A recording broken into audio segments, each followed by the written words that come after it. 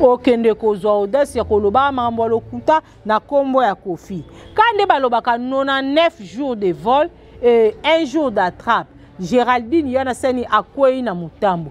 Kofi Olomide a porté plainte.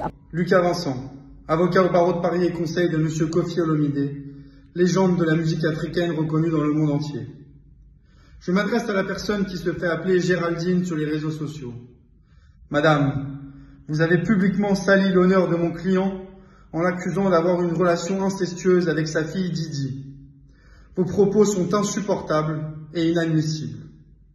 Ils ont profondément blessé mon client et choqué son public partout dans le monde. Pour cette raison, je viens de déposer ici au tribunal judiciaire de Paris une plainte à votre encontre du chef de diffamation publique envers M. Kofi Olomide. Je ferai tout pour que cette procédure pénale aille à son terme, pour que vous soyez jugé et condamné le plus sévèrement possible par un tribunal correctionnel et que l'honneur de mon client soit rétabli. D'ici là, je ne peux que vous suggérer, madame, de présenter publiquement des excuses à mon client. Je vous donne rendez-vous, madame, devant le tribunal correctionnel et je me tiens à la disposition de votre avocat. Mais on commence à point, il y a Kofi nga maman Kofi a kufa kala. Liwa Rafin Tumba Géraldine était à yote.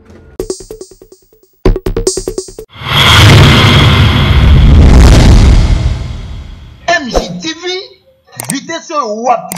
Abonnez-vous, abonnez-vous.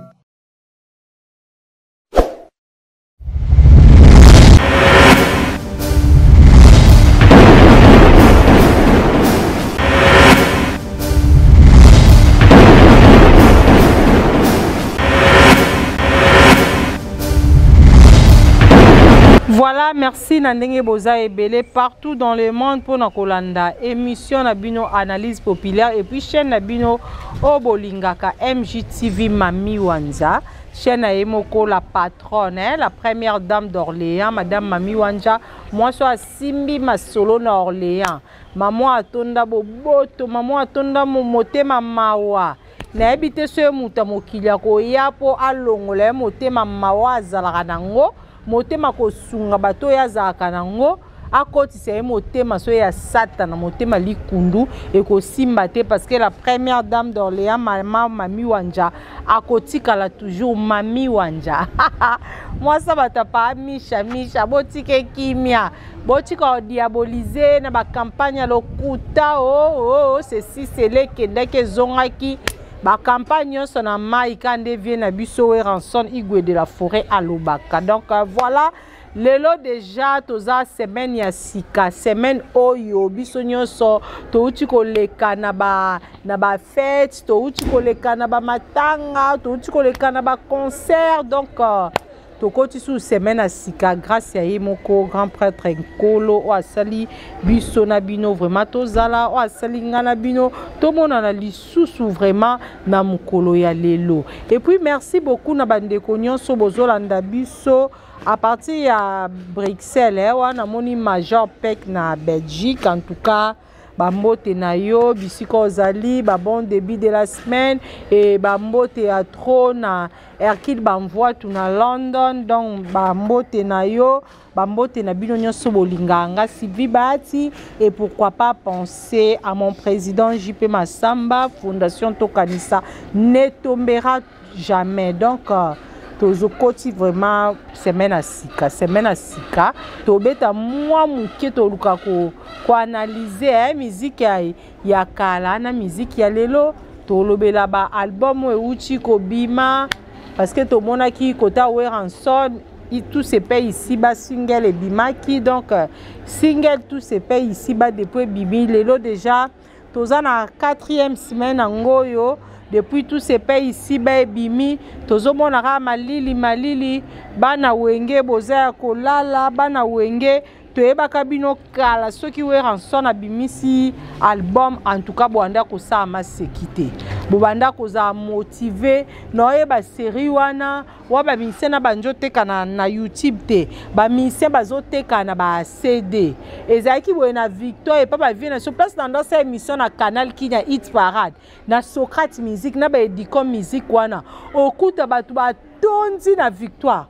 Pona koyoka soit album ya Weranson soit album à JB, soit album à Kofi. Parce que période où on a fallu bazaka na bana ba fallu zaka travailleurs na quartier latin, c'est au zongi kota Ferregola, yépe ba période où on a azaka na nous, moi n'est pas Weranson. Azaka moi na kuna maison mère abandaki ko apprendre. Mais quand même ba Weranson ba JB, ba Kofi Olomide, ba papa Mbappé à son âme, bazaki soki ba bimisi album au sentir que mokili ningani. Au moins album on est kobeta partout dans le monde. Na 4 coins ville à Kinshasa o yoka yango kaka. Na habite ce bolingo wana et pas ba DJ et kenda wapi, soki bolingo wana et pas ba amoura bonne musique et kenda wapi, lelo boye ba warrior na ba gaulois ba ko semer division na kati ya musique na biso. Quand les aki ko faire bimis album même moi na wenge ako soutenir musique à Kofi Olomide ce rabimisi o a soutenir JB pas osani a soutenir Weranson o a soutenir ka nani musicien Songolo a osani ni a soutenir Weranson. Lelo ba polémique ezaki te ba kofinga ezaki te mais lelo tala buzoba o ekoti na musique na biso buzobe ekoti na musique na biso mutu kwa Weranson na tous ces pays ici bas ezaki moment où Weranson na 4 semaines où Weranson a beta 2 millions de vies mais Weranson a zo kokata ko beta 1 million de vies. Dans 1 million de vies na 4 semaines, Weranson a zo kokangote. Tous ces pays ici, banga amoni lo amabe wana te na générique wana. Générique wana eza bien, amoni bien vraiment son kitoko bakambutu bien. Na moni lo amabe za na te. Mais tellement ba fanatique boza mitema mabe, tellement ba fanatique ba surtout ba warrior bozo tia ba musicien na biso na erreur, bozo kwa isa musique na biso. Boko isa musique na biso. Olebo suka na bino kana buzoba na musique, boko masuko tinda ba chroniqueur na bino, ba communicateur na bino ba oleka ko finga, koloba buzoba. Koloba n'importe quoi na koma ba musicien. Tozo akalo kola ya moi si o azanga sens. Oyo azata tinate. Aza mobali soki soit disant mundele mo aza so mundibu mbali na za marocain so tunisien aza soki égyptien ya zo benga mundele. Okende kozwa audace ya koloba mambo lokuta na kombo ya Kofi. Kande balobaka 99 jours de vol et 1 jour d'attrape. Géraldine yana seni akwei na mutambo. Kofi Olomide a porté plainte. A porté plainte, faut yo kande siko avocat Kofi Olomide. Neni nazotanga nini plainte so na ebite bat basa droit so babenga ngo nini. Na ebite ndenga zo detanga ngona ebisu bino somo na sa commentaire mingite bolanda bino moko plainte au Kofi Olomide apporté et pas il y a Géraldine et tokutana juste après pour na continuer émission na biso. Lucas Vincent, avocat au barreau de Paris et conseil de monsieur Kofi Olomide, légende de la musique africaine reconnue dans le monde entier. Je m'adresse à la personne qui se fait appeler Géraldine sur les réseaux sociaux. Madame, vous avez publiquement sali l'honneur de mon client en l'accusant d'avoir une relation incestueuse avec sa fille Didi. Vos propos sont insupportables et inadmissibles. Ils ont profondément blessé mon client et choqué son public partout dans le monde. Pour cette raison, je viens de déposer ici au tribunal judiciaire de Paris une plainte à votre encontre du chef de diffamation publique envers M. Kofi Olomide. Je ferai tout pour que cette procédure pénale aille à son terme, pour que vous soyez jugé et condamné le plus sévèrement possible par un tribunal correctionnel et que l'honneur de mon client soit rétabli. D'ici là, je ne peux que vous suggérer, madame, de présenter publiquement des excuses à mon client.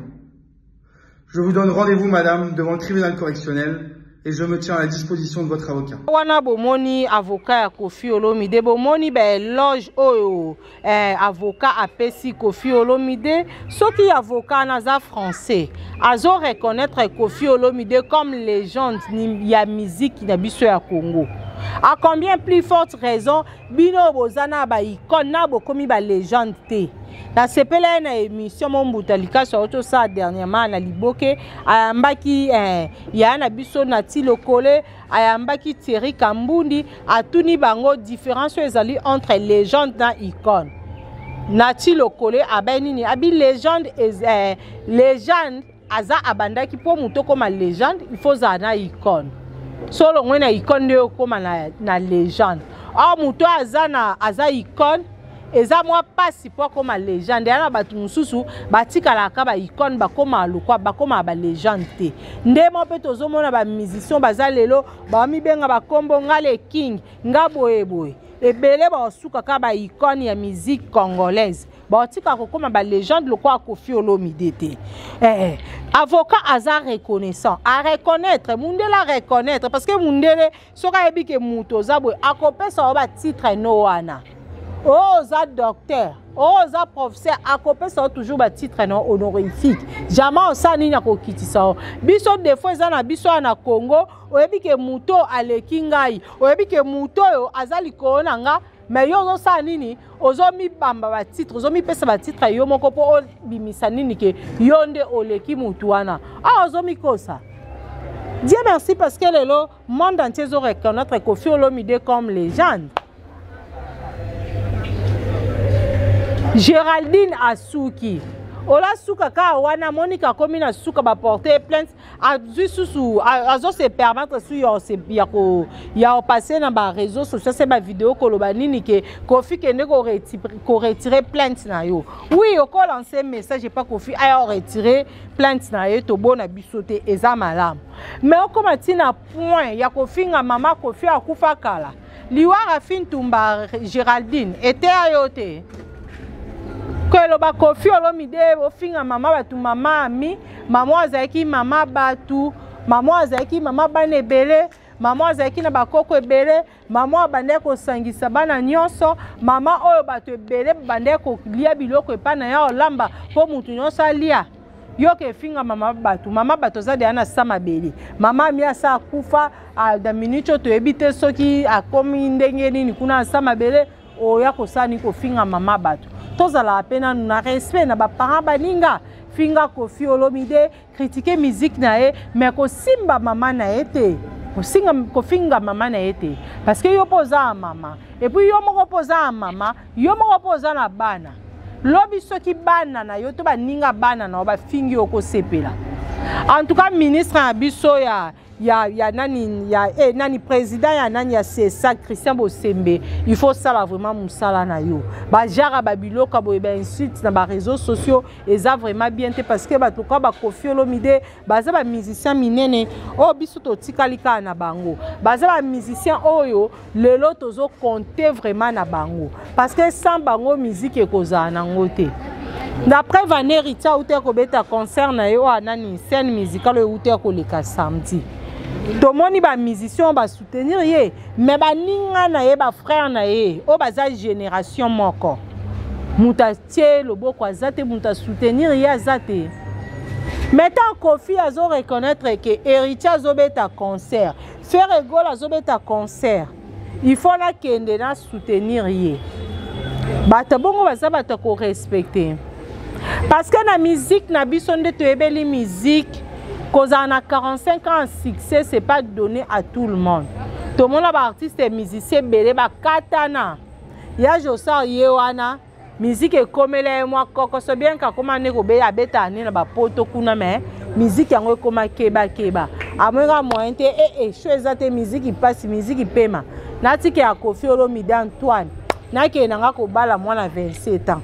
Et Koffi Olomide, malgré maman si aza honorable Cindy Leker, parce que Cindy Leker aza directeur artistique ya quartier latin. Cindy Leker a ebi koyemba. Cindy Leker appelle ça cours ya musique. Koffi Olomide pas ko olobake, oui na oyemba nanga soute. Na zui musique to pe quartier latin na tikelango Cindy Leker. Mais tellement zaka toujours na bolingo na biso. Azo sani azo continuer toujours.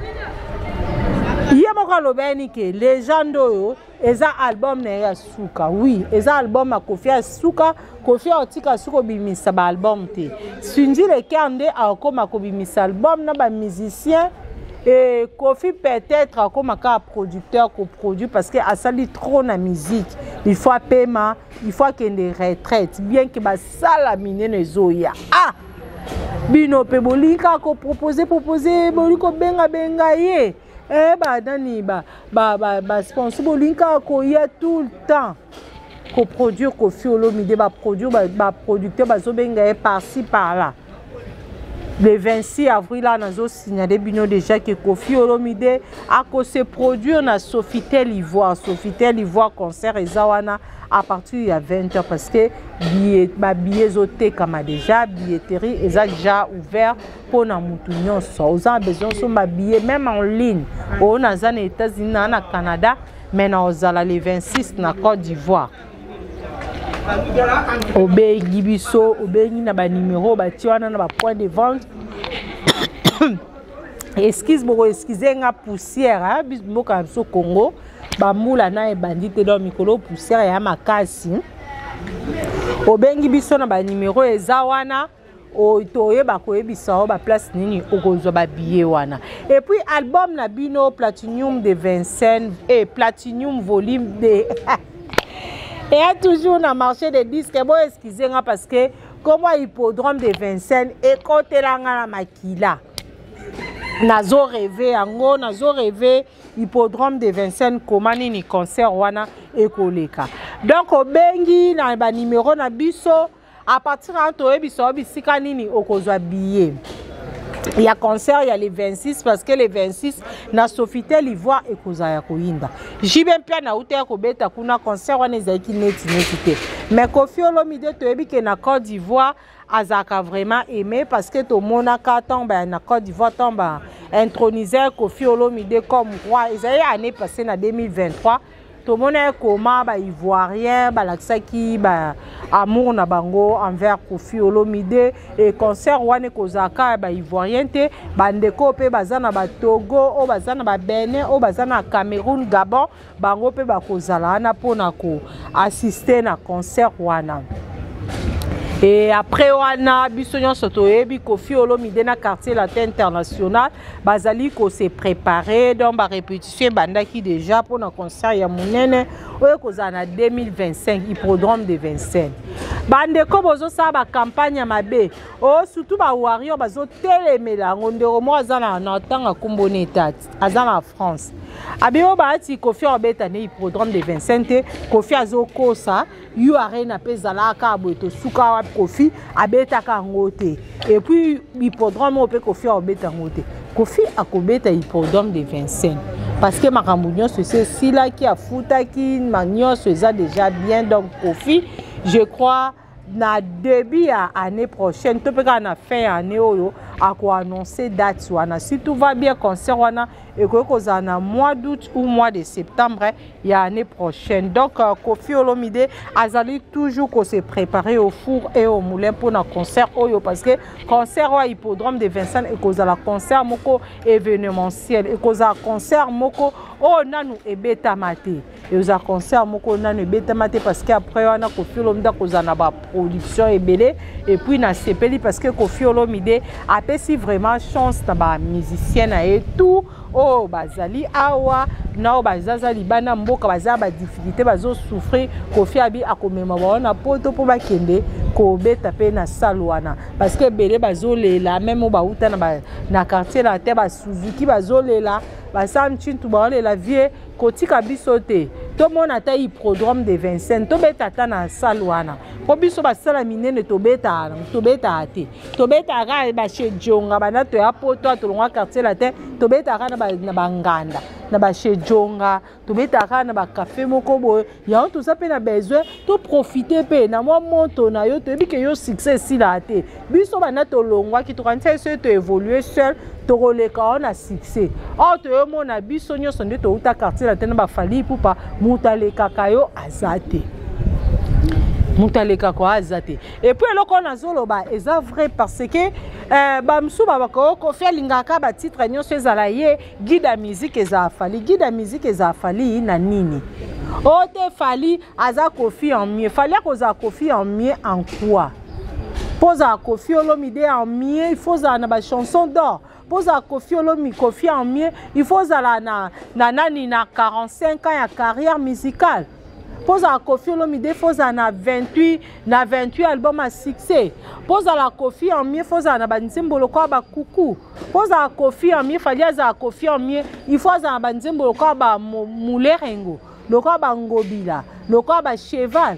lokola ba SOS lokola ba Bambino mais Fally aza ba nzembo wana te banda carrière na eti lelo Fally azokokata kosala nzembo o eza lokola désespoir te Fally azokokata kosala nzembo eza lokola choc te nzembo eza lokola aspirine te et merveille Rambo oza kuna poto ango po kenda ko Koffi memaka yo lelo ya loba nini ke Koffi so eza chanteur asoso aza légende asa nzembo lokola Amede so nzembo afale yani Amede so Amede ngasaki mais Amede mais voilà Amede nzembo Mede asa nzembo bongo yebisanga nanu o compare nzembo lokola Amede yo na nzembo lokola banzembo lokola aspirine o compare nzembo Fally so nzembo nini na yeba pe bakoma ba nzembo nete na nzembo lokola Ngobila to kukwa Koffi Olomide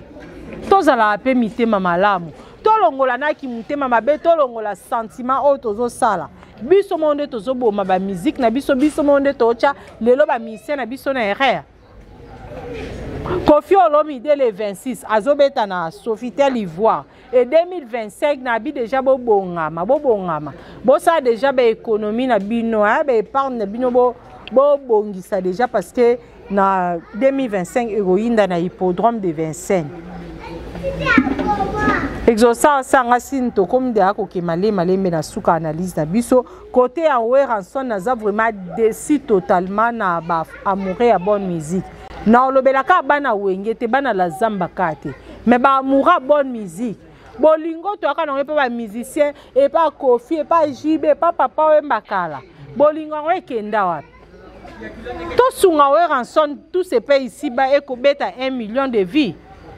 Si siko lelo to ana 4e semaine 940 000 vies. Et ça mukie na niveau ba Weranson de to ebela bango ba JB mpia na so bi miss album.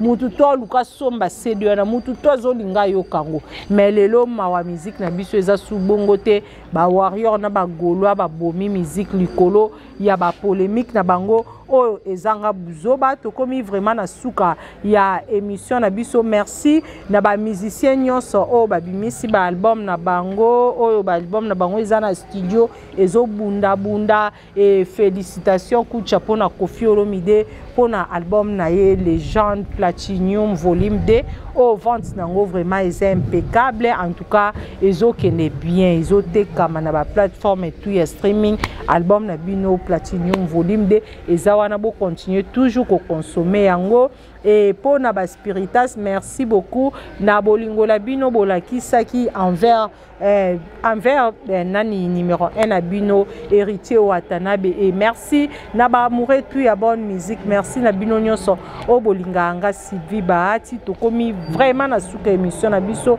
merci na Emoko la première dame d'Orléans madame Mami Wanja motema papa Misha moi ça ba papa Misha botika ko diaboliser botika ko kotisa makanisa mabe botika ko sala ba campagne ya mabe na kombwa batu po mama miesa alini apporter au cœur en tout cas pour na lelo to sukawa to kutani prochainement pour un nouveau numéro ya émission na biso bye.